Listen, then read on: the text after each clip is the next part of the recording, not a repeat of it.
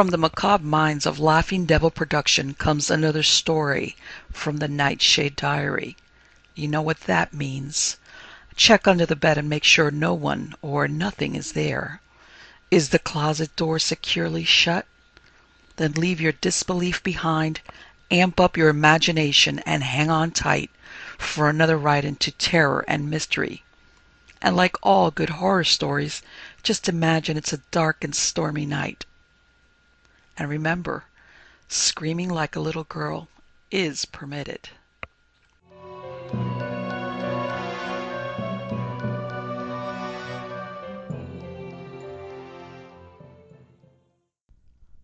The Snout by Edward White Lucas. I was not so much conning the specimens in the zoological garden as idly basking in the agreeable morning sunshine, and relishing at leisure the perfect weather. So I saw him the instant he turned the corner of the building. At first I thought I recognized him, then I hesitated. At first he seemed to know me, and to be just about to greet me. Then he saw past me into the cage. His eyes bulged, his mouth opened into a long egg-shaped oval, till you might almost have said that his jaw dropped. He made an inarticulate sound, partly a grunt, partly the ghost of a howl, and collapsed in a limp heap on the gravel. I had not seen a human being since I passed the gate, some distance away. No one came when I called, so I dragged him to the grass by a bench, untied his faded, shiny cravat, took off his frayed collar, and unbuttoned his soiled neckband. Then I peeled his coat off him, rolled it up, and put it under his knees as he lay on his back. I tried to find some water, but could see none, so I sat down on the bench near him. There he lay, his legs and body on the grass, his head in the dry gutter, his arms on the pebbles on the path. I was sure I knew him, but I could not recall when or where we had encountered each other before. Presently he answered to my rough-and-ready treatment and opened his eyes, blinking at me heavily. He drew up his arms to his shoulders and sighed. "Queer," he muttered. "I come here because of you, and I meet you." Still, I could not remember him, and he had revived enough to read my face. He sat up. "Don't try to stand up," I warned him. He did not need the admonition, but clung to the end of the bench, his head bowed waggingly over his arms. "Don't you remember?" he asked thickly. "You said I had a pretty good smattering of an education on everything except natural history and ancient history. I'm hoping for a job in a few days, and I thought I'd put in the time and keep out of mischief's brushing up. So I started out on natural history first, and—" He broke off and glared up at me. I remembered him now. I should have recognized him the moment I saw him, for he was daily in my mind. But his luxuriant hair, his tanned skin, and above all his changed expression, a sort of look of acquired cosmopolitanism, had baffled me. "Natural history," he repeated in a hoarse whisper. His fingers digging in the slats of the bench, he wrenched himself round to face the cage. "Hell!" he screamed. "There it is yet!" He held on by the iron arm of the bench, shaking, almost sobbing. "What's wrong with you?" I queried. "What do you think you see in that cage?" "Do you see anything in that cage?" he demanded in reply. "Certainly," I told him. "Then for God's sake," he pleaded, "what do you see?" I told him briefly. "Good Lord," he ejaculated. "Are we both crazy?" "Nothing crazy about either of us," I assured him. "What we see in the cage is what is in the cage." "Is there such a critter as that? Honest?" he pressed me. I gave him a pretty full account of the animal, its habits and relationships. "Well," he said weakly, "I suppose you're telling the truth. If there is such a critter, let's get where I can't see it." I helped him to his feet and assisted him to a bench altogether out of sight of that building. He put on his collar and knotted his cravat. While I had held it, I had noticed that, though its greasy condition, it showed plainly having been a very expensive cravat. His clothes, I remarked, were seedy, but had been of the very best when new. "Let's find a drinking fountain," he suggested. "I can walk." We found one not far away, and at no great distance from it a shaded bench, facing an agreeable view. I offered him a cigarette, and we smoked. I meant to let him do most of the talking. "Do you know," he began presently, "things you said to me run in my head more than anything anybody ever said to me.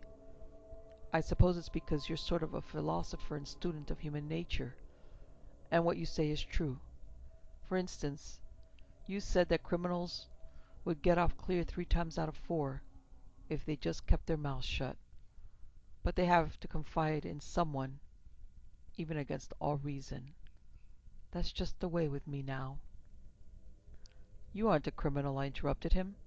"You lost your temper and made a fool of yourself just once. If you'd been a criminal and had done what you did, you'd have likely enough got off, because you've calculated how to do it. As it was, you put yourself in a position where everything was against you, and you had no chance. We were all sorry for you." "You most of all," he amplified. "You treated me bully." "But we were all sorry for you," I repeated, "and all the jury, too, and the judge. You're no criminal." "How do you know," he demanded defiantly, "what I have done since I got out?" "You've grown a pretty good head of hair," I commented. "I've had time," he said. "I've been all over the world and blown in $10,000. "And never seen—" I began. He interrupted me at the 3rd word. "Don't say it," he shuddered. "I never had nor heard of one, but I wasn't after caged animals while I had any money left. I didn't remember your advice and your other talk till I was broke. Now it's just as you said. I've just got to tell you. That's the criminal in me, I suppose." "You're no criminal," I repeated soothingly. "Hell," he snarled, "a year in the pen makes a man a criminal, if he never was before." "Not necessarily," I encouraged him. "It's pretty sure to," he sighed. "They treated me mighty well and put me in bookkeeping, and I got my full conduct allowance. But I met professionals, and they never forget a man. Now, it don't make any difference what I did when I got out, nor what I tried to do, nor how I met Riven, nor how he put Thwaite after me. No, nor how Thwaite got hold of me, nor what he said to me, nor anything, right up to the very night till after we had started." He looked at me in the eye. His attitude became alert. I could see him warming to his narrative. In fact, when after very little rumination he began it, his early self dropped from him with his boyhood dialect and the jargon of his late associates.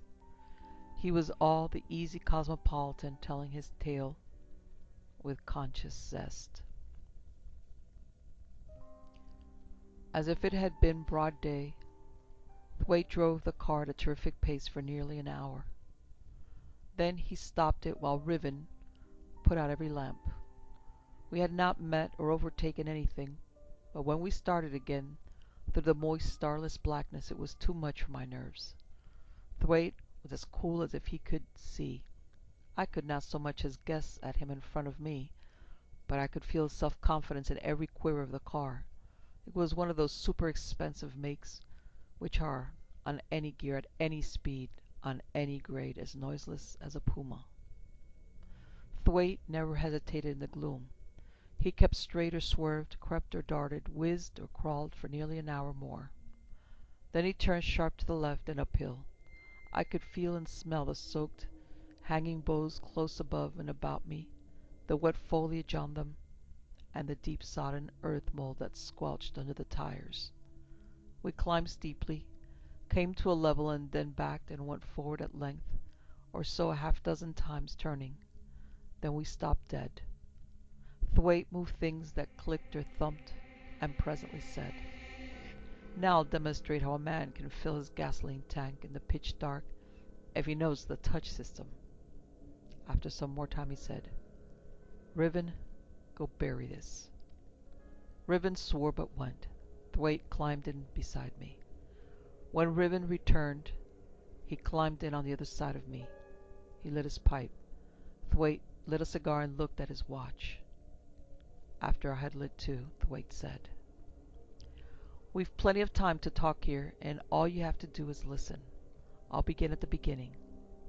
When old Hiram Eversley died—" "You don't mean—" I interrupted him. "Shut up," he snapped. "Keep your mouth shut. You'll have your say when I've done." I shut up. "When old man Eversley died," he resumed, "the income of the fortune was divided equally among his sons. You know what the others did with their shares. Palaces in New York and London and Paris, chateaux on the Breton coast, deer and grouse moors in Scotland, steam yachts, and all the rest of it, the same as they have kept it up ever since.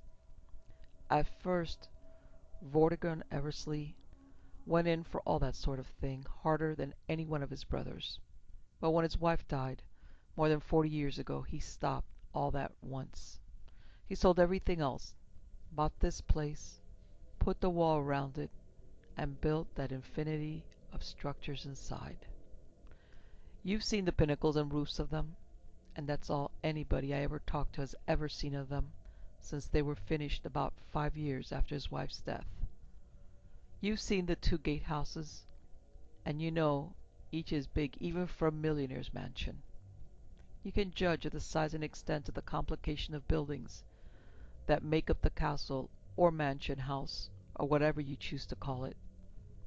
There Vortigern Eversley lived. Not once did he ever leave it that I can learn of. There he died. Since his death, full 20 years ago, his share of the Eversley income has been paid to his heir. No one has ever seen that heir. From what I'll tell you presently, you'll see, as I have, that the heir's probably not a woman. But nobody knows anything about him. He has never been outside these miles of wall, yet not one of the greedy, selfish Eversley grandsons and granddaughters and son-in-laws and daughter-in-laws has ever objected to the payment to that heir of the full entire portion of Vortigern Eversley. And that portion has been $200,000 a month, paid in gold on the first banking day of each month. I've found that out for sure, for there have been disputes about the division of Wulfstan Eversley's share and of Cedric Eversley's share, and I made certain from the papers in the suits. All that money, or the value of it, has been either reinvested or spent inside that park wall. Not much has been reinvested. I got on the track of the heir's purchases. He buys musical instruments in any quantity and at any price. Those were the first things I made sure of. And artist materials, paints, brushes, canvas, tools, woods, clay, marble, tons of clay, and great blocks of superfine grained marble. He's no magpie collecting expensive trash for a whim. He knows what he wants and why. He has taste. He buys horses and saddlery and carriages, furniture and carpets and tapestries, pictures, all landscapes, never any figure pictures. He buys photographs of pictures by the 10,000, and he buys fine porcelains, rare vases, table silver, ornaments of Venetian glass, silver and gold filigree, jewelry, watches, chains, gems, pearls, rubies, emeralds, and diamonds. Diamonds. Thwaite's voice shook with excitement, though he kept it soft and even. "Oh, I did 2 years investigating," he went on. "I know. People babble, but not any of the servants or grooms or gardeners. Not a word could I get, at first or second or third hand, from any of their relatives or friends. They keep dumb. They know which side their bread is buttered on. But some of the discharged tradesmen's assistants told all I wanted to know, and I got it straight, though not direct. No one from outside ever gets into that place beyond the big paved courtyards of the gatehouse. Every bit of supplies for all that regiment of servants goes into the brownstone gatehouse. The outer gates open, and the wagon, or whatever it is, drives under the archway. There it halts. The outer gates shut, and the inner gates open. It drives into the courtyard. Then the major domo, I suppose that wouldn't be too big a name for him, makes his selections. The inner gates of the other gateway open, and the wagon drives under the archway and halts. The inner gates close fast, and the outer gates open. That's the way with every wagon, and only one enters at a time. Everything is carried through the gatehouse to the smaller inner courtyard and loaded on the wagons of the estate to be driven up to the mansion. Everything, like furniture for instance, comes into the courtyard of the greenstone gatehouse. There a sort of auditor verifies the inventory and receipts for the goods before 2 witnesses from the dealers and 2 for the estate. The consignment may be kept a day or a month. It may be returned intact or kept entire. Any difference is settled for at once upon return of what is rejected. So with jewelry. I had luck. I found out for certain that more than $1 million worth of diamonds alone have gone into this place in the last 10 years and stayed there. Thwaite paused dramatically. I never said a word, and we sat there in the rear seat of that stationary auto, the leather creaking as we breathed, Ribbon sucking at his pipe and the leaves dripping above us. Not another sound. "It's all in there," Thwaite began again. "The biggest stack of loot in North America. And this is going to be the biggest and most successful burglary ever perpetrated on this continent. And no one will ever be convicted for it, or so much as suspected of it. Mark my words." "I do," I broke in. "And I don't feel a bit better than when we started. You promised to explain, and you said I'd be as eager and confident as you and Riven. I acknowledge the bait, admitting all you said is true, and it doesn't seem likely.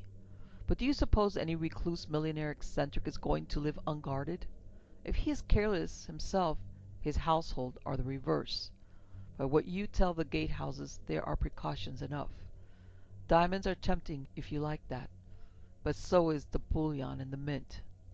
By your account, all this accumulation of treasure you imagine is as safe where it is as the gold reserve in the United States Treasury. You scare me. You don't reassure me." "Keep your head," Thwaite interrupted.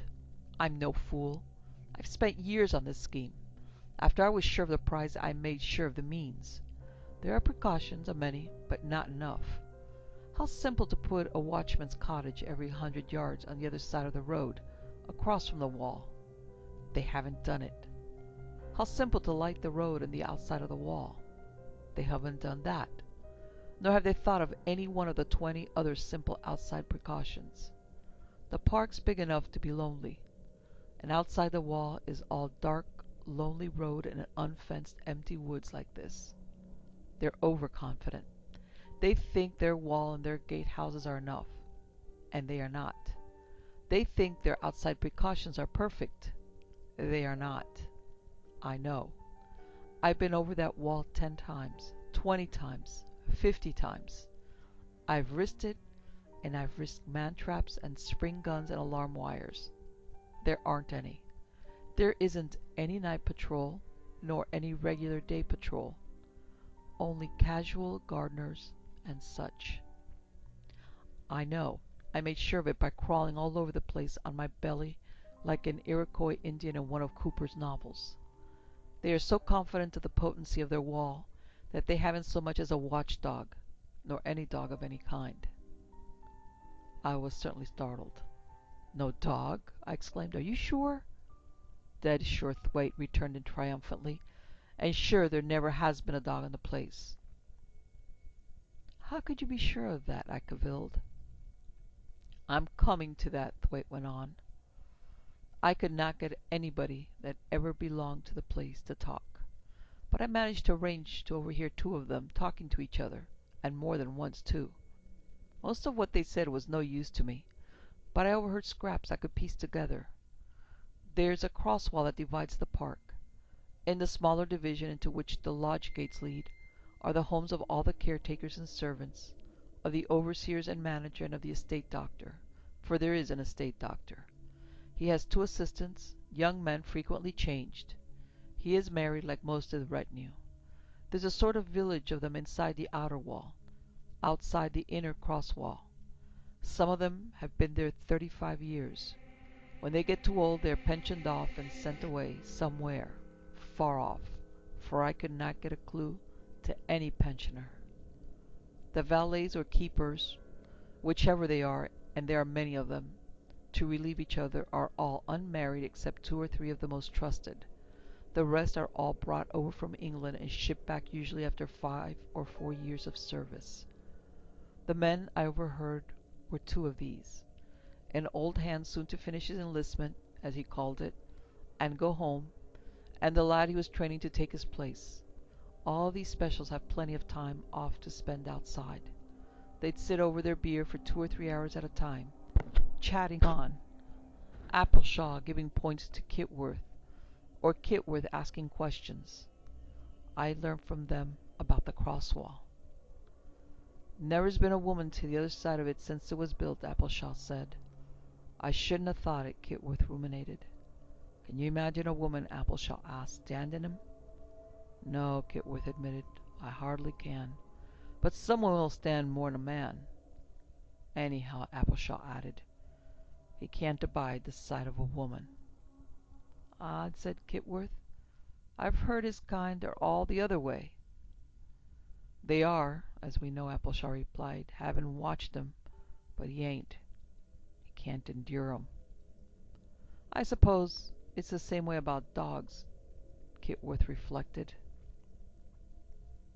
No dogs ever get used to him, Appleshaw agreed, and he's that afraid of dogs. They're not allowed inside the place anywhere. Never's been one here since he was born, I'm told. No, nor any cat either. Not one even. Another time I heard Appleshaw say, he built the museums and the pavilion and the towers. The rest was built before he grew up. Generally, I could not hear much of Kitworth's utterances. He talked so low. I once heard Appleshaw reply, sometimes nights and nights he'll be as quiet as anybody, lights out early and sleeps sound for all we know. Again, he'll be up all night, every window blazing, or up late, till after midnight. Whoever's on duty sees the night out. Nobody else's business, unless they send an alarm for help, and that ain't often, not twice a year. Mostly he's as quiet as you or me, as long as he's obeyed. His temper's short, though. Now he'll fly into a rage if he's not answered quick. Again he'll storm if the watchers come near him uncalled. Of long, inaudible whispers I caught fragments. Once, oh, then he'll have no one near. You can hear him sobbing like a child. When he's worse, you'll hear him still nights howling and screaming like a lost soul. Again, clean-fleshed as a child and no more hairy than you or me. Again, fiddle? No violinist can beat him. I've listened hours. It makes you think of your sins. And then it'll change and you remember your first sweetheart in spring, rains and flowers, and when you was a child on your mother's knee. It tears your heart out. The 2 phrases that seemed to mean most were, he won't stand any interference, and never a lock touched till daylight after he's once locked in. Now what do you think? Thwaite asked me. It sounds, I said, as if the place were a one-patient asylum for a lunatic with long, lucid intervals. Something like that, Thwaite answered, but there seems to be more in it than that. I can't make all the things I hear fit. Appleshaw said one thing that runs in my head. Seen him in the suds. Give me a turn. And Kitworth said once, it was the bright colors alongside of it that made my blood run cold. And Appleshaw said more than once in varying words, but always with the same meaning tone, you'll never get over being afraid of him, but you'll respect him more and more. You'll almost love him. You won't fear him for his looks, but for his awful wisdom. He's that wise. No man is more so.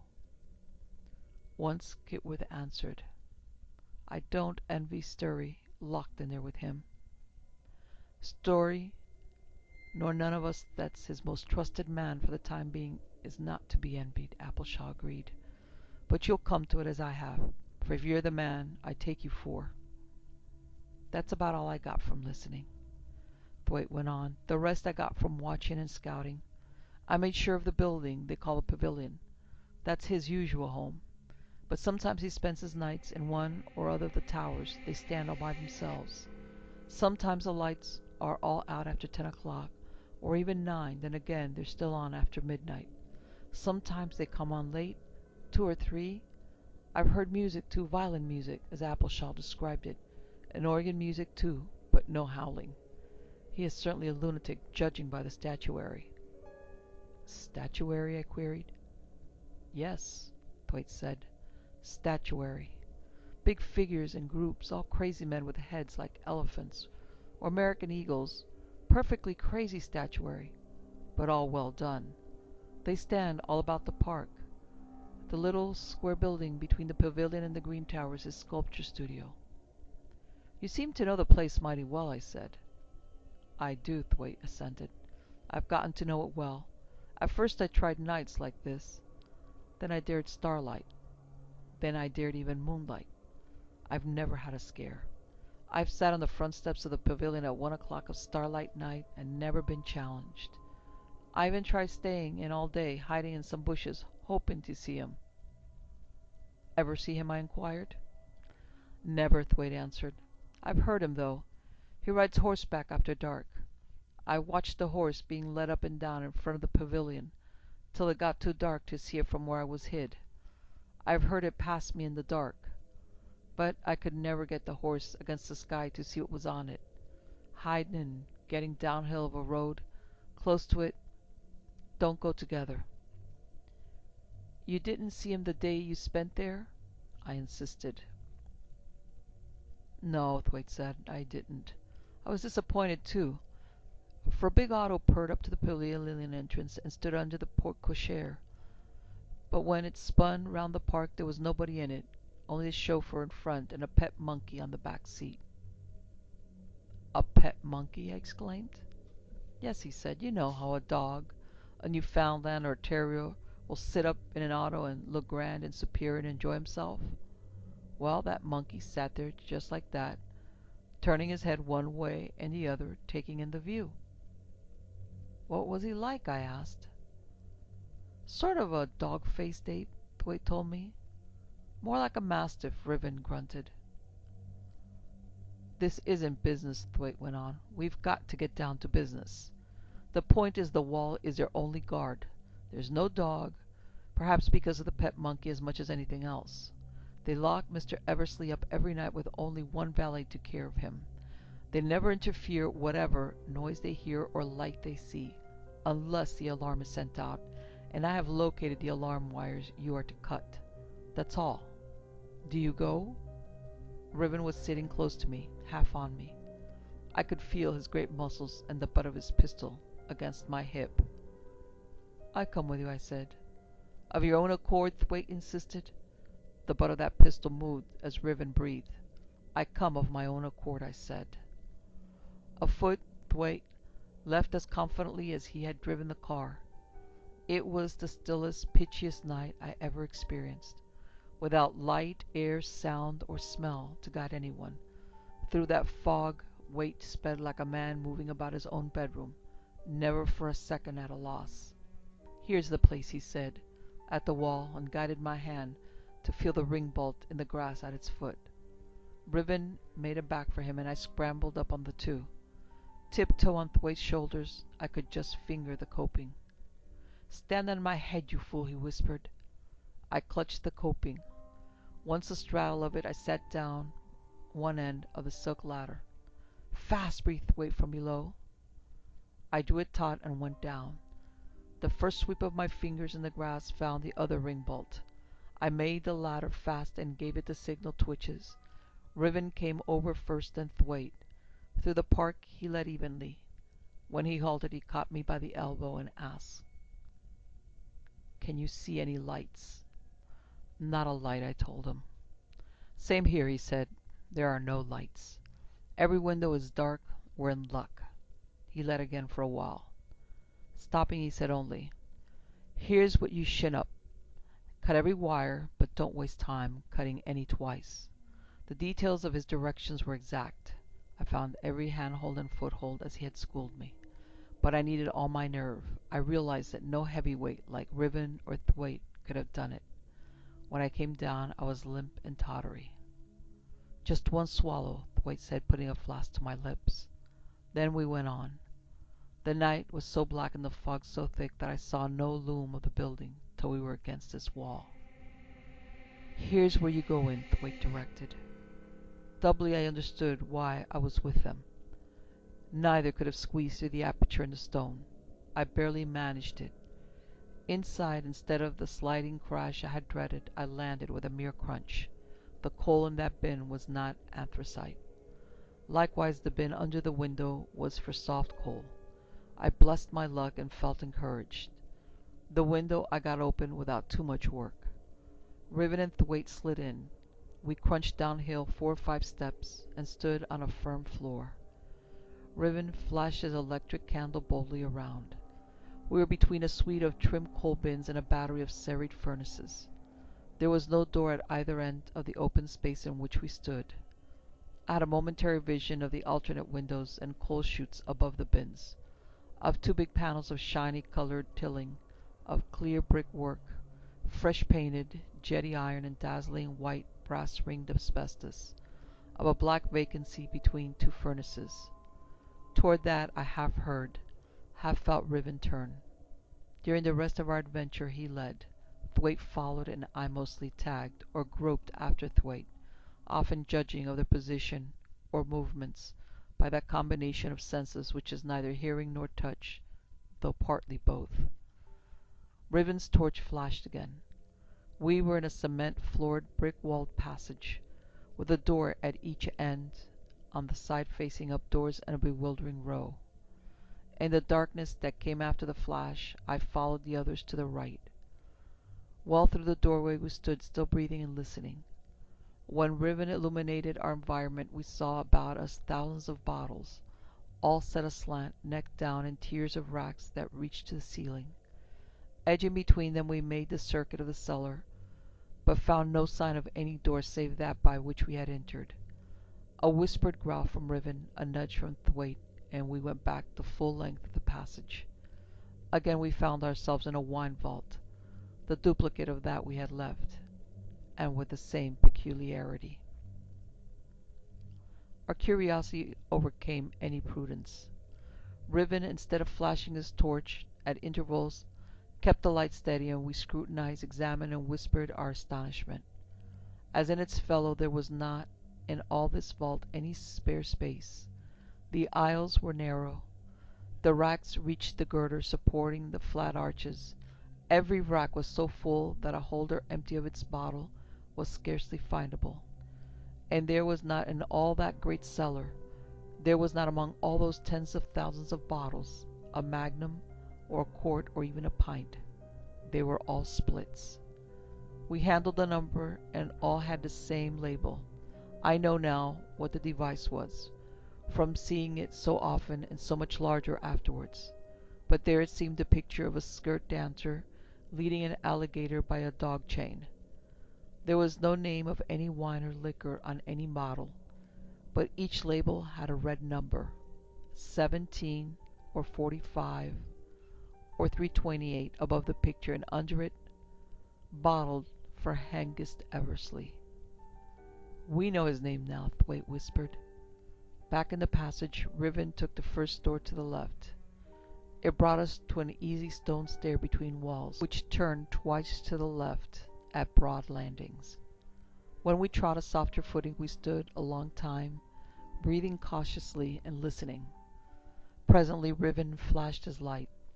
It showed to our left a carpeted stair, the dull red carpet bulging up over thick pads, and held down by brass stair rods.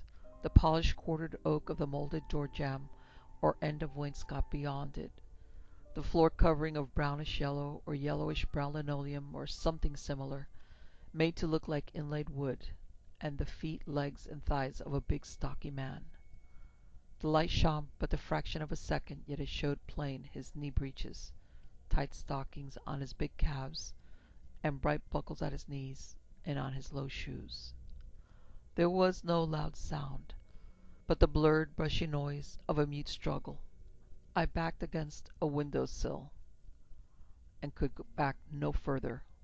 All I could hear was the shuffling, rasping sounds of the fight and panting that became a sort of gurgle. Again the light flashed and stayed full bright. I saw that it was Thwaite struggling with the man, and that one of his big hands was on Thwaite's throat. Thwaite had him round the neck, and his face was against Thwaite's chest. His hair was brownish. Ribbons, slung shot, crunched horribly on his skull. Instantly the light went out. Thwaite, radiating heat like a stove, stood gasping close by me. I heard no other noise after the body thudded on the floor, except that on the carpeted stair I seemed to hear light treads, as it were of a big dog or of a frightened child padding away upward. "Did you hear anything?" I whispered. Riven punched me. After Thwaite was breathing naturally, he turned on his torch and Riven did the same. The dead man was oldish, over 50, I should judge, tall, large in all his dimensions, and spare, though heavy. His clothing was a gold lace livery of green velvet, with green velvet knee breeches, green silk stockings, and green leather pumps. The 4 buckles were gold. Thwaite startled me by speaking out loud. "I take it, Riven," he said, "this is the trusted valet." He would have yelled if there had been anybody to call. "Either we have this building to ourselves, or we have no one to deal with except Mr. Hengist Eversley." Riven grunted. "If he is here," Thwaite went on, "he's trying to send the alarm over the cut wires, or he's frightened and hiding. Let's find him and finish him, if he's here, and then find his diamonds. Anyway, let's find those diamonds." Riven grunted. Swiftly they led from room to room and floor to floor. Not a door resisted. We had been curious and astonished in the wine vaults. Above we were electrified and numb. We were in a palace of wonders, among such a profusion of valuables that even Riven, after the second or third opportunity, ceased any attempt to pocket or bag anything. We came upon nothing living, found no door locked, and apparently made the tour of the entire building. When they halted, I halted. We were delirious with amazement, frantic with inquisitiveness, frenzied with curiosity, incredulous, hysterical, dazed, and quivering. Thwaite spoke in the dark. "I'm going to see this place plain, all over it, if I die for it." They flashed their torches. We were right beside the body of the murdered footman. Riven and Thwaite did not seem to mind the corpse. They waved their torches until one fell on an electric light button. "Hope those wires are underground," Thwaite remarked. He pushed the button and the electric lights came on full and strong. We were apparently at the foot of the back stairs, in a sort of lobby, an expanded passageway out of which opened several doors. We all 3 regarded the knobs of those doors. As we had half seen by flashlight on every door everywhere, each door had 2 knobs, one like any door knob, the other about halfway between it and the floor. Riven opened one which proved to lead into a broom closet. He tried the knobs, Thwaite and I watching too. The lock and latch were at the upper knob, but controlled by either knob indifferently. They tried another door, but my eyes would roam to the dead body. Riven and Thwaite paid no more attention to it than if it had not been there. I had never seen but one killed man before, and neither wanted to be reminded of that one, nor relished the sight of this one. I stared down the blackness of the stone stair up which we had come, or glanced into the dimness of the padded stairway. Then Riven, feeling inside the open door, found the button and turned on the lights. It was a biggish dining room, the 4 corners cut off by inset glass framed shelves, closets full of china and glassware. The furniture was oak. "Servants' dining room," Thwaite commented. Turning on the lights in each, we went through a series of rooms, a sort of sitting room with card tables and checkerboards, a library walled with bookcases. and open bookshelves, its two stout oak tables littered with magazines and newspapers, a billiard room with 3 tables, a billiard table, a pool table, and one for bagatelle, a sort of lounging room, all leather-covered sofa and deep armchairs, an entry with hat hooks and umbrella stands, the outer door dark oak with a great deal of stained glass set in and around it. All servants' room, Thwaite commented. Every bit of the furniture is natural man size. Let's go on. Back we went along a passage into a big kitchen beyond the dining room. Never mind the pantries till we come down again, Thwaite commanded. Let's go upstairs. We'll do the banqueting hall after those bedrooms, and the writing rooms and study last. I want a real sight of those pictures. They passed the dead flunky as if he had not been there at all. On the floor above Thwaite touched Riven's elbow. I forgot these, he said.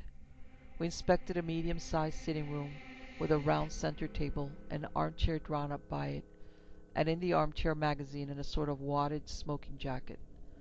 Next, this room was a bedroom and a bathroom. Mr. Footman's quarters, Thwaite remarked, staring unconcernedly at a photograph of a dumpy young woman and 2 small children set on the bureau. All man-sized furniture here, too. Riven nodded. Up the second flight of that back stair we went again. It ended in a squarish hallway or lobby or room with nothing in it but 2 settees. It had 2 doors. Riven pushed one open, felt up and down for the electric button, and found it. We all 3 gasped. We almost shouted. We had had glimpses of this gallery before, but the flood of light from 1,000 bulbs under inverted trough reflectors dazzled us. The pictures fairly petrified us. The glare terrified me. Surely we are crazy, I objected, to make all this illumination. It's certain to give the alarm. Alarm nothing, Thwaite snapped. Haven't I watched these buildings night after night? I told you he is never disturbed at any hour, lights or no lights. My feeble protest thus brushed away, I became absorbed, like the others, in those incredible paintings. Riven was merely stupidly dazed in uncomprehending wonder, Thwaite keenly speculative, questing for a clue to the origin of their peculiarities, I totally bewildered at the perfection of their execution, shivering at their uncanniness.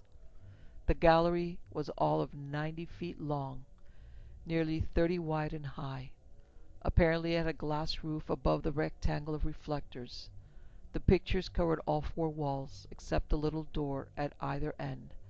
None was very small, and several were very large. A few were landscapes, but all had figures in them. Most were crowded with figures. Those figures. They were human figures, but not one had a human head. The heads were invariably those of birds, animals, or fishes, generally of animals, some of common animals, many of creatures I had seen pictures of or had heard of, some of imaginary creatures like dragons or griffins. More than half of the heads either of animals I knew nothing of or which had been invented by the painter.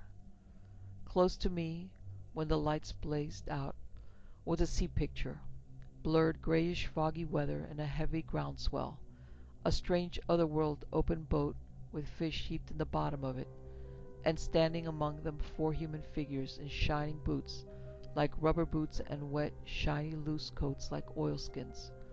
Only the boots and skins were red as claret, and the 4 figures had hyena heads. One was steering, and the others were hauling at a net. Caught in the net was a sort of merman, but different from the pictures of mermaids. His shape was all human, except the head and hands and feet. Every bit of him was covered with fish scales, all rainbowy. He had flat, broad fins in place of hands and feet, and his head was the head of a fat hog. He was thrashing about in the net in an agony of impotent effort. Queer as the picture was, it had a compelling impression of reality, as if the scene were actually happening before our eyes. Next, it was a picnic in a little meadow by a pond between woods with mountains behind it higher up. Every one of the picnickers about the white tablecloth spread on the grass had the head of a different animal. One of them a sheep, one of a camel, and the rest of animals like deer, not one of them known to me. Then next to me was a fight of two compound creatures shaped like centaurs, only they had bulls' bodies with human torsos growing out of them, where the necks ought to be, the arms scaly snakes with open mouth biting heads in place of hands, and instead of human heads, roosters' heads, bills open and pecking. Under the creatures, in place of bulls' hoofs, were yellow rooster legs, stouter than the chicken legs, and with short, thick toes and long, sharp spurs like game roosters. Yet these fantastic chimeras appeared altogether alive, and their movements looked natural. Yes, that's the word, natural. Every picture was as complete a staggerer as these first three.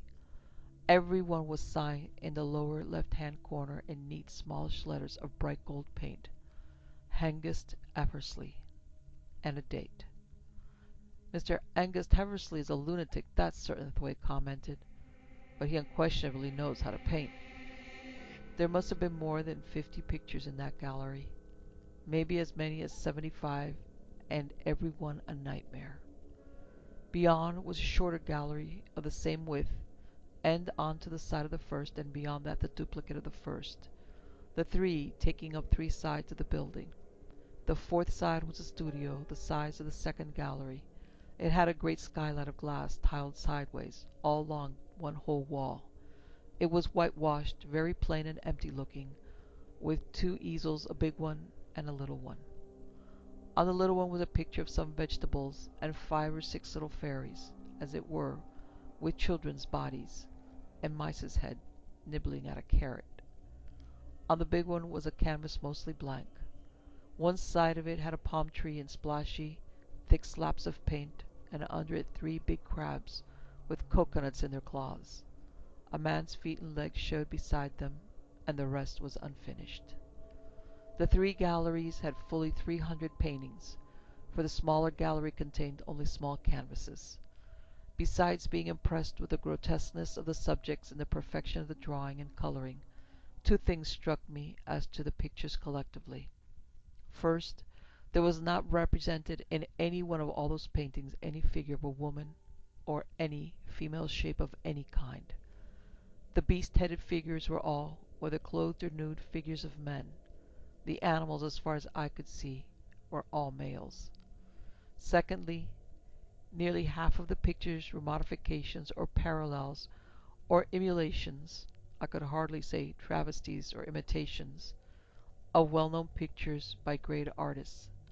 Paintings I had seen in public galleries, or knew from engravings or photographs or reproductions in books or magazines. There was a picture like Washington crossing the Delaware, and another like Washington saying farewell to his generals. There was a batch of Napoleon pictures after the paintings of Napoleon at Austerlitz, at Friedland, giving the eagles to his regiments on the morning of Waterloo, coming down the steps at Fontainebleau, and on the deck of the ship going to St. Helena. There were dozens of other pictures of generals or kings or emperors reviewing victorious armies. 2 or 3 of Lincoln. One that hit me hardest, obviously, after some picture I had never seen or heard of the ghost of Lincoln, far larger than a life-size man, towering above the surviving notabilities of his time, on the grandstand reviewing the homecoming Federal Army marching through Washington. And every one of these pictures, the dominant figure, whether it stood for Lincoln, Napoleon, Washington, or some other general or ruler, whatever uniform or regalia clothed its human shape, had the same head. The heads of the fighting men in all these pictures were those of dogs, all alike in any one picture, but differing from one to another, terriers or wolfhounds or mastiffs or what not. The heads of any men not soldiers were those of oxen or sheep or horses, or some other mild sort of animal. The head of the dominant figure I then took to be invented, legendary, fabulous. Oh, that's not the word I want. Mythological, I suggested. The only interruption I interjected into his entire narrative. Yes, mythological, he returned. I thought it was a mythological creature.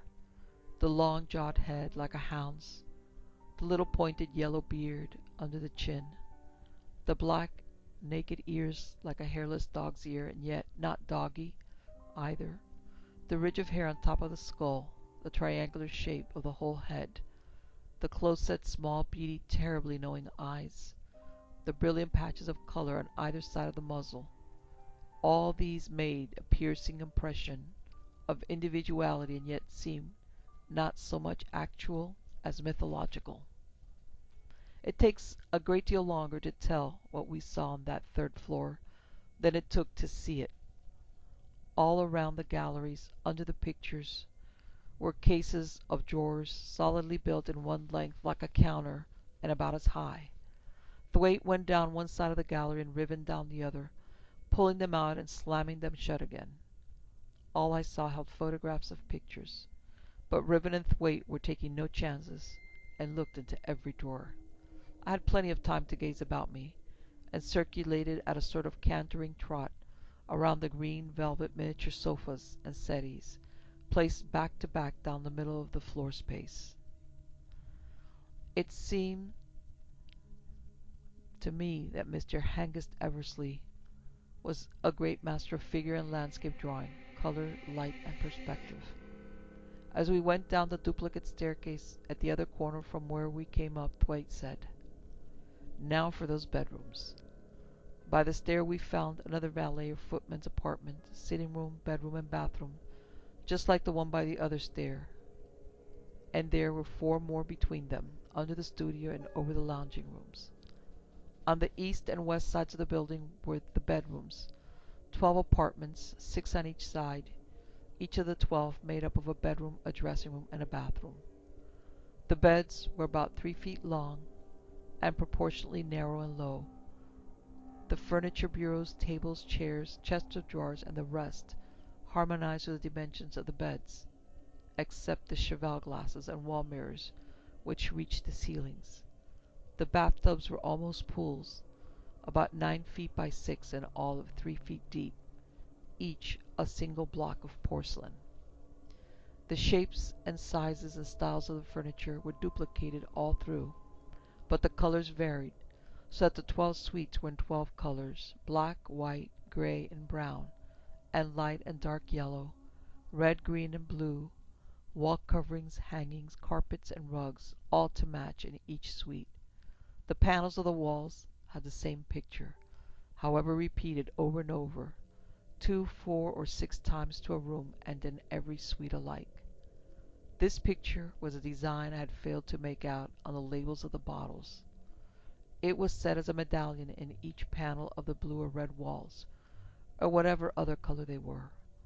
The background of the picture was a vague sort of palish sky, and blurred hazy shadows above tropical-looking foliage. The chief figure was an angel in flowing white robes, floating on silvery plumed wings widespread. The angel's face was a human face, the only human face in any picture in that place, the face of a grave, gentle, rather girlish young man. The creature the angel was leading was a huge, bulky crocodile, with a gold collar about its neck, and a gold chain from that, not to the angel's hand, but to a gold fetter about his wrist. Under each picture was a verse of 4 lines, always the same. Let not your baser nature drag you down, utter no whimper, not one sigh or moan. Hopeless of respite, soulless palm or crown, live out your life unflinching and alone. I saw it so often I shall never forget it. The bathrooms were luxurious in the extreme. A needle bath, a shower bath, 2 basins of different sizes in each, besides a sunk pool tub. The dressing rooms had a variety of wardrobes.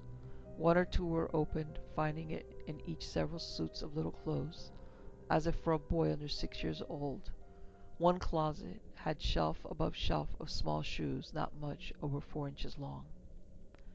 Evidently, Thwaite remarked, Hengist Eversley is a dwarf. Whatever else he is, Riven left the wardrobes and closets alone after the first few. Each bedroom had in it nothing but the bed and on each side of it a sort of wine cooler, like a pail with a lid, but bigger, set on 3 short legs so that the top was level with the bed. We opened most of them. Every one we opened was filled with ice, bedded in which were several half-pint bottles.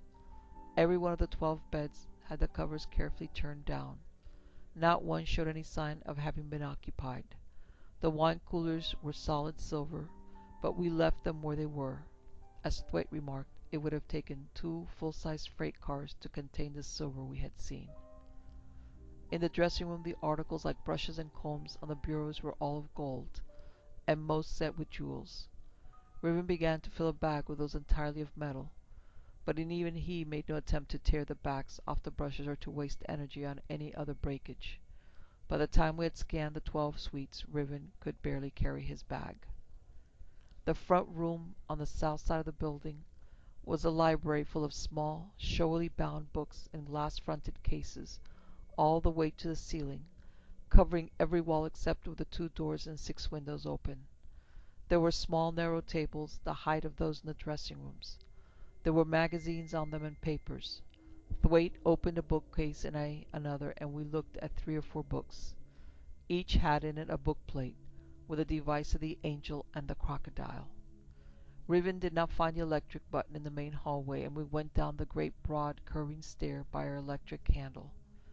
Riven turned to the left, and we found ourselves in the banquet hall, as Thwaite had called it, a room all of 40 by 30 and gorgeous beyond any description. The diminutive table, not 3 feet square, was a slab of crystal white glass set on silver-covered legs. The tiny armchair, the only chair in the big room, was solid silver, with a crimson cushion loose in it. The sideboards and glass-fronted closets paralyzed us. One had fine china and cut glass, wonderful china and glass, but 4 held a table service of gold, all of pure gold. Forks, knives, spoons, plates, bowls, platters, cups, everything, all miniature, but a profusion of everything. We hefted the pieces. They were gold. All the pieces were normally shaped, except that instead of wine glasses, goblets and tumblers were things like broad gravy boats on stems or short feet, all lopsided with one projecting edge like the mouth of a pitcher, only broader and flatter. There were dozens of these. Riven filled 2 bags with what 2 bags would hold. The 3 bags were all we 3 could carry, must have been over 150 pounds apiece. "We'll have to make 2 trips up to the wall," Thwaite said. "You bought 6 bags, didn't you, Riven?" Riven grunted. At the foot of the grand staircase, Riven found the electric button and flooded the magnificent stairway with light. The stair itself was all white marble, the rails yellow marble, and the paneling of the dado malachite. But the main feature was the painting above the landing. This was the most amazing of all the paintings we had come upon. I remembered something like it, an advertisement of a root beer talcum powder, or some other proprietary article, representing all the nations of the earth, and their rulers in the foreground, congratulating the orator. This picture was about 20 feet wide and higher than its width. There was a throne, a carved and jeweled throne, set on an eminence. There was a wide view on either side of the throne, and all filled with human figures with animal heads, an infinite throng all facing the throne. Nearest it were figures that seemed meant for all the presidents and kings and queens and emperors of the world. I recognized the robes or uniforms of some of them. Some had heads taken from their national coat of arms, like the heads of the Austrian and Russian eagles. All these figures were paying homage to the figure that stood before the throne, the same monster we had seen in place of Lincoln or Washington or Napoleon in the paintings upstairs. He stood proudly with one foot on a massive crocodile. He was dressed in a sort of revolutionary uniform, low shoes with gold buckles, white stockings and knee breeches, a red waistcoat and a bright blue coat. His head was the same beast head of the other pictures, triangular and strange, which I had then thought mythological. Above and behind the throne floated in outspread silver wings the white-robed angel with a Sir Galahad face. Riven shut off the lights almost instantly, but even in the few breaths while I looked, I saw it all. The 3 sacks of swag we put down by the front door. The room opposite the banquet hall was a music room with an organ and a piano, both with keys and keyboards far smaller than usual.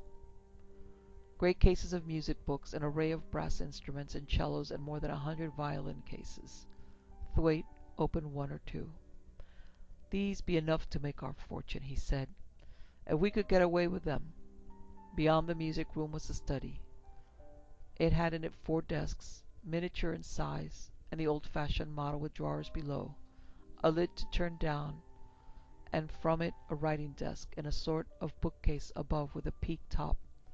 All were carved, and on the lids in the carving we read, "Journal, Music, Criticism, Business."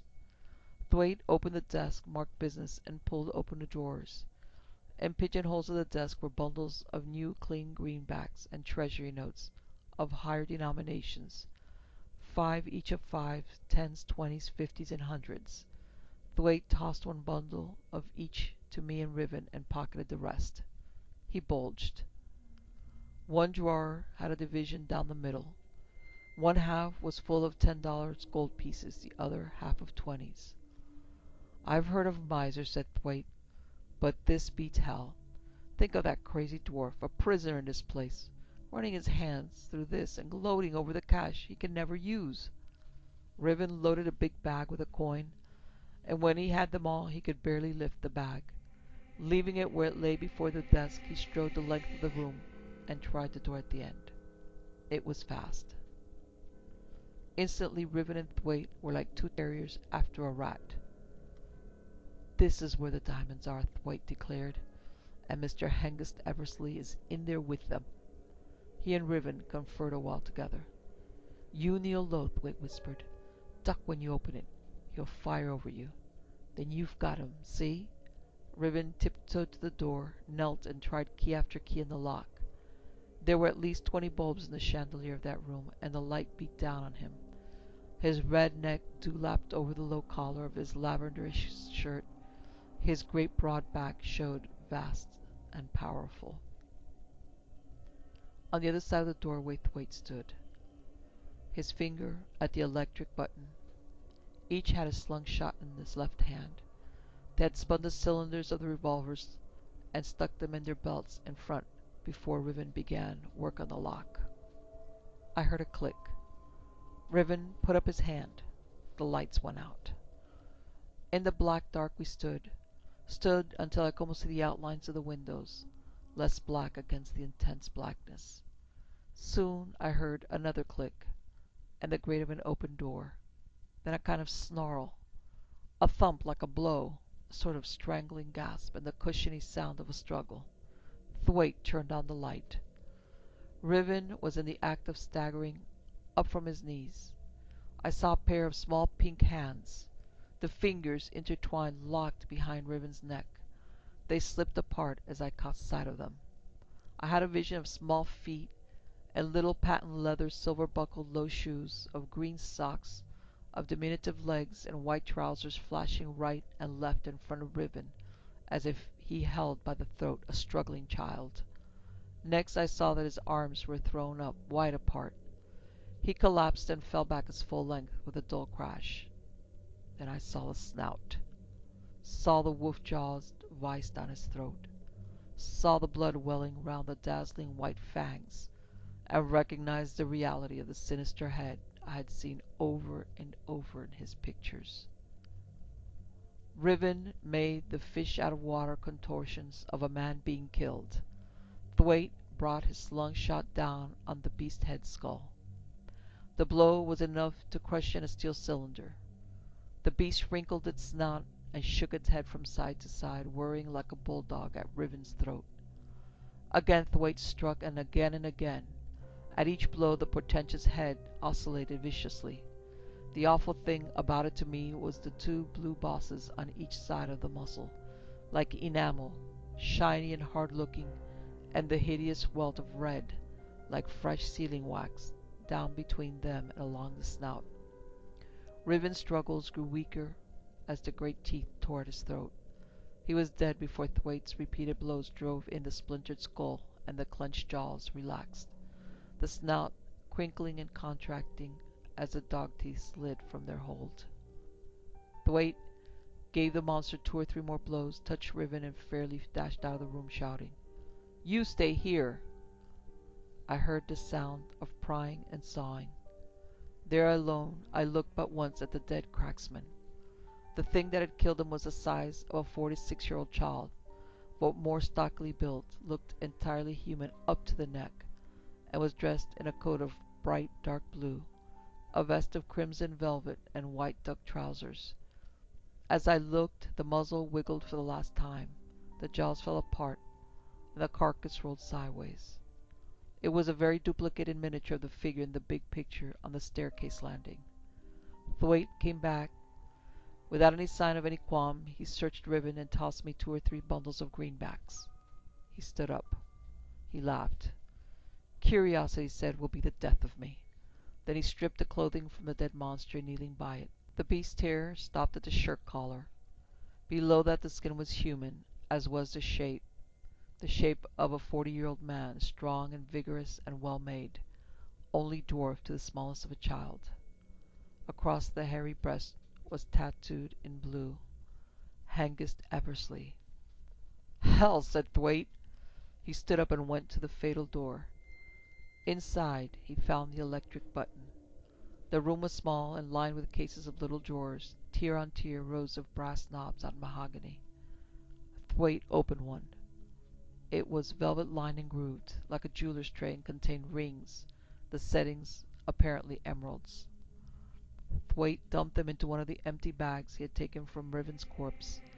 The next case was of similar drawers of rings set with rubies. The first of these Thwaite dumped in with the emeralds. But then he flew round the room, pulling out drawers and slamming them shut until he came upon trays of unset diamonds.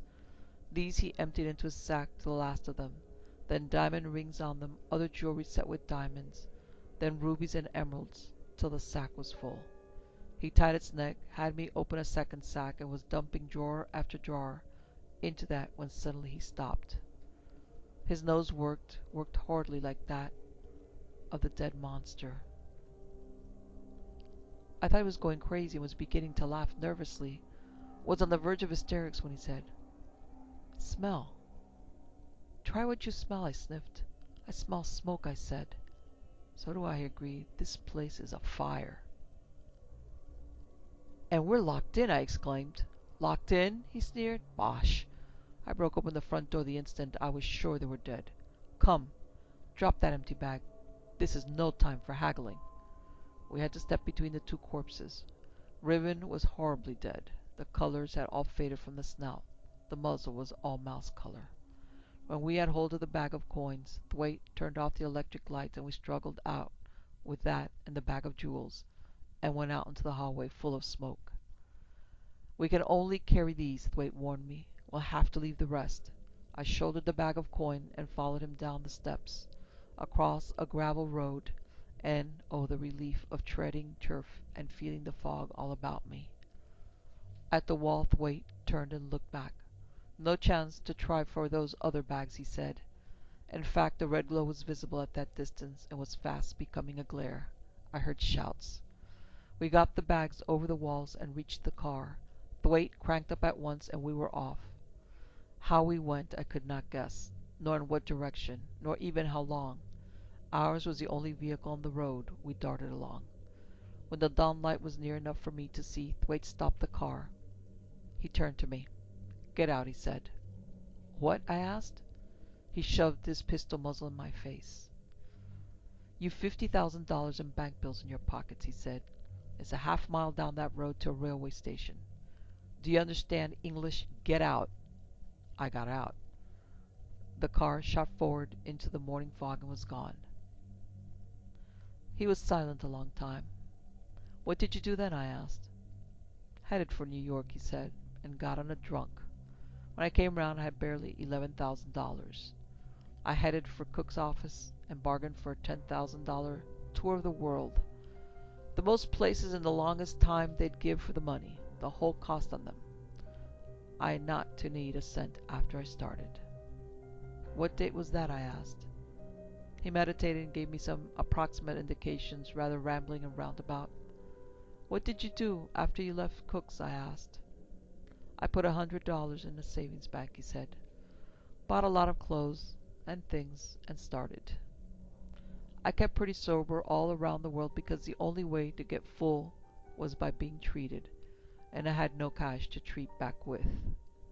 When I landed in New York, I thought I was all right for life, but no sooner did I have my $100 and odd in my pockets than I got full again. I don't seem to be able to keep sober. Are you sober now? I asked. Sure, he asserted. He seemed to shed his cosmopolitan vocabulary the moment he came back to everyday matters. Let's see you write what I tell you on this, I suggested, handing him a fountain pen and a torn envelope turned inside out. Word by word after my dictation, he wrote, Until you hear from me again, yours truly, No Name. I took the paper from him and studied the handwriting. How long were you on that spree? I asked. Which? He twinkled. Before you came to, and had but $11,000 left, I explained. I don't know, he said. I didn't know anything I had been doing. I can tell you one thing you did, I said. What? He queried. You put 4 packets, each of $100 bills, in a thin manila class envelope, directed it to a New York lawyer, and mailed the envelope to him with no letter in it, only a half sheet of dirty paper with nothing on it except, Keep this for me until I ask for it, and the signature you have just written. Honest? He enunciated incredulously. Fact, I said. Then you believe what I've told you, he exclaimed joyfully. Not a bit I don't, I eviscerated. How's that? He asked. If you were drunk enough, I'd explained, to risk $40,000 in that crazy way, you were drunk enough to dream all the complicated nightmare you have spun out to me. If I did, he argued, how did I get the 50,000 odd dollars? I'm only to suppose you got it with no more dishonesty on your part, I told him, than if you had come by it as you described. Makes me mad you won't believe me, he said. I don't, I finished. He gloomed in silence, presently said, I can stand looking at him now, and led the way to the cage where the big blue-nosed mandrill chattered his inarticulate bestialities and scratched himself intermittently. He stared at the brute. And you don't believe me? He regretted. No, I don't, I repeated, and I'm not going to. The thing's incredible. Couldn't there be a mongrel, a hybrid? He suggested. Put that out of your head, I told him. The whole thing's incredible. Suppose she'd been a critter like this, he persisted, just at the wrong time. Bosh, I said. Old wives' tales. Superstition. Impossibility. His head, he declared, was just like that. He shuddered. Somebody put drops in some of your drink, I suggested. Anyhow, let's talk about something else. Come and have lunch with me. Over the lunch, I asked him, What city did you like best of all you saw? Paris for mine, he grinned. Paris forever. I tell you what I advise you to do, I said. What's that? He asked, his eyes bright on mine. Let me buy you an annuity with your 40,000. I explained, an annuity payable in Paris. There's enough interest already to pay your way to Paris and leave you some cash till the first quarterly payment comes due. You wouldn't feel yourself defrauding the Eversleys? He questioned. If I'm defrauding any people, I said, I don't know who they are. How about the fire? He insisted. I'll bet you heard of it. Don't the dates agree? The dates agree, I admitted. And the servants were all dismissed.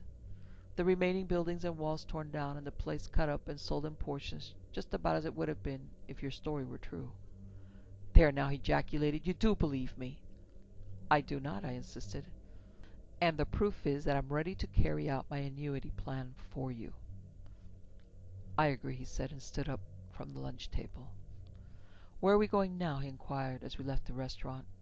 Just you come with me, I told him, and ask no questions.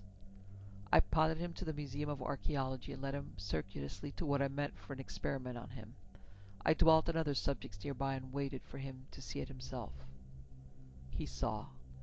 He grabbed me by the arm. "That's him," he whispered.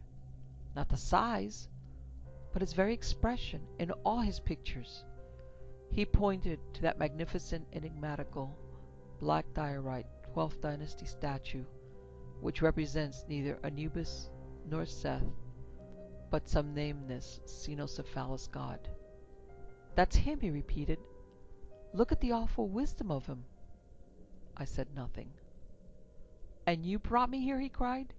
"You meant me to see this? You do believe?" "No," I maintained. "I do not believe." After I waved a farewell to him from the pier, I never saw him again. We had an extensive correspondence 6 months later, when he wanted his annuity exchanged for a joint life annuity for himself and his bride. I arranged it for him with less difficulty than I had anticipated. His letter of thanks, explaining that a French wife was so great an economy that the shrinkage in his income was more than made up for, was the last I heard from him.